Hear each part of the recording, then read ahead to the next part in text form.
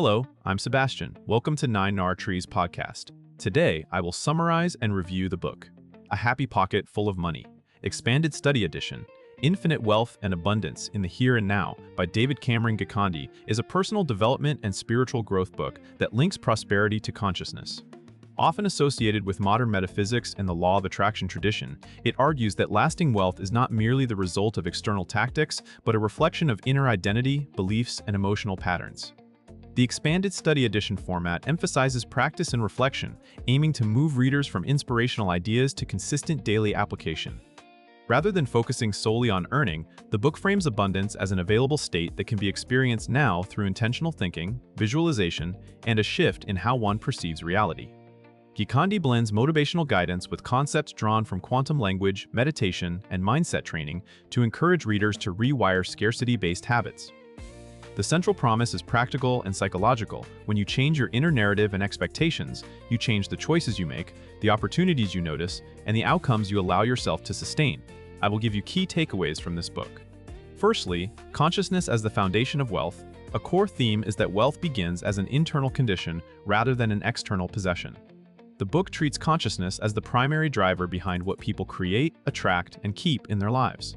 Instead of starting with budgets, career plans, or investment techniques, it pushes the reader to examine identity statements such as what they believe they deserve, what feels safe, and what they unconsciously expect to happen. From this perspective, money becomes a mirror for deeper assumptions about worthiness and possibility. The expanded study framing encourages readers to notice how quickly the mind returns to scarcity, worrying about future bills, comparing success, or interpreting delays as proof of failure. By highlighting these automatic patterns, the book aims to make them adjustable. It suggests that when someone inhabits an inner state of enoughness, they tend to make clearer decisions, take bolder actions, and recover faster from setbacks. The goal is not to deny reality, but to stop letting fear define it. In practice, this theme translates into developing emotional steadiness, reshaping self-talk, and repeatedly choosing interpretations that support growth, creativity, and receptivity.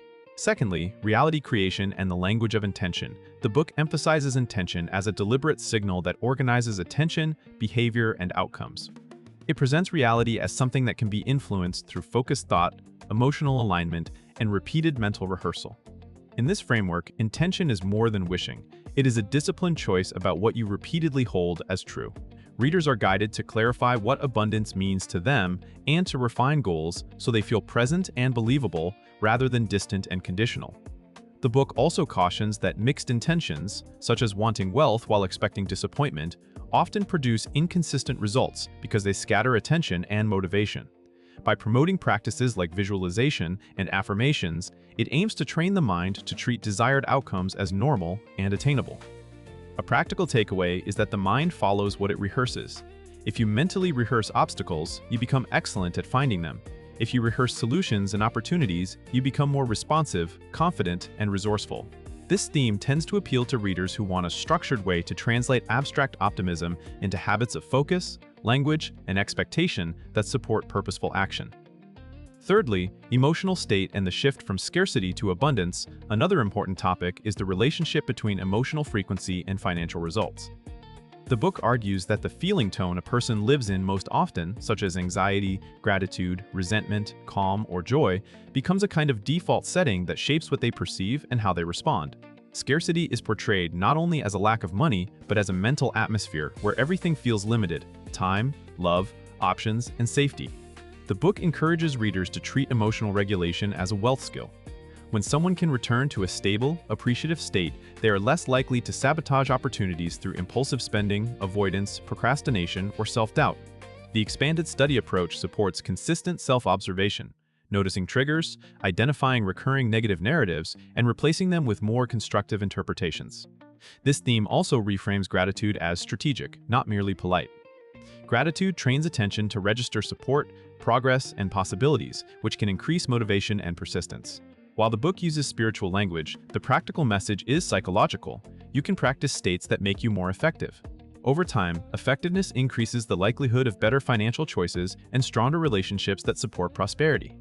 Fourthly, meditation, visualization, and daily practice as a system. The book places strong emphasis on practice, encouraging readers to build a repeatable routine rather than rely on occasional inspiration. Meditation is presented as a way to quiet mental noise, detach from fear-driven stories, and access a calmer sense of self that can hold bigger goals without panic. Visualization and affirmations are treated as training tools for the imagination and the nervous system, helping the reader rehearse new outcomes until they feel familiar. This matters because many people abandon goals when the process feels emotionally unfamiliar or threatening. A consistent routine can reduce that friction. The expanded study edition framing suggests the material is meant to be revisited, not consumed once. Readers are encouraged to apply concepts to specific areas like career, business, debt, or creative work, and to track changes in mood, confidence, and behavior. This topic is valuable for readers who want a spiritual approach that still demands discipline. The book implies that abundance is not a single breakthrough, but a practice state. By making inner work habitual, readers may become more resilient, more willing to take smart risks, and better able to sustain progress when results are delayed. Lastly, redefining money as freedom, service, and expanded identity. Rather than treating money as an end in itself, the book encourages readers to redefine it as a tool for freedom, creativity, and contribution. This shift is important because many people pursue wealth while secretly associating it with guilt, conflict, or moral compromise. Those hidden associations can create self-sabotage when success arrives.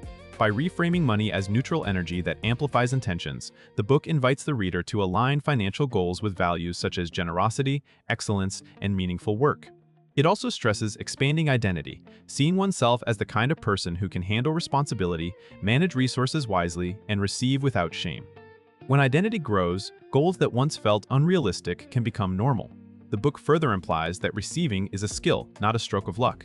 Readers are encouraged to open to support, collaborate, ask, negotiate, and accept opportunities rather than dismiss them. This topic often resonates with entrepreneurs and ambitious professionals who sense that technical skills alone are not enough. By connecting abundance to character and purpose, the book positions wealth as a byproduct of becoming more whole, more intentional, and more aligned with what one wants to express in the world. In conclusion, this book is best suited for readers who enjoy mindset-based personal development, spiritual approaches to prosperity, and reflective exercises that challenge limiting beliefs. It can benefit people who feel stuck in a cycle of anxiety about money, inconsistent motivation, or repeated self-sabotage, as well as entrepreneurs and creatives who want to strengthen confidence and clarity. The most useful impact is not a promise of instant riches, but a practical shift in how you relate to uncertainty. By emphasizing emotional regulation, intention, and consistent inner practice, it can help you make better decisions, stay persistent through setbacks, and notice opportunities you previously ignored. Compared with many wealth books that focus primarily on tactics like budgeting, investing, or sales, this one differentiates itself by addressing the psychological and identity level where habits begin. That makes it a worthwhile complement to more technical financial guides. The expanded study edition angle also supports rereading and applying the concepts over time, which can increase real-world results. If you want a structured, consciousness-centered approach to abundance that emphasizes personal responsibility and daily practice, this book is a strong buy within its genre. If you would like to support David Cameron Gikandi, you can buy the book through the Amazon link I've provided in the podcast description. After reading the book, please let me know what you think and share your thoughts. See you around.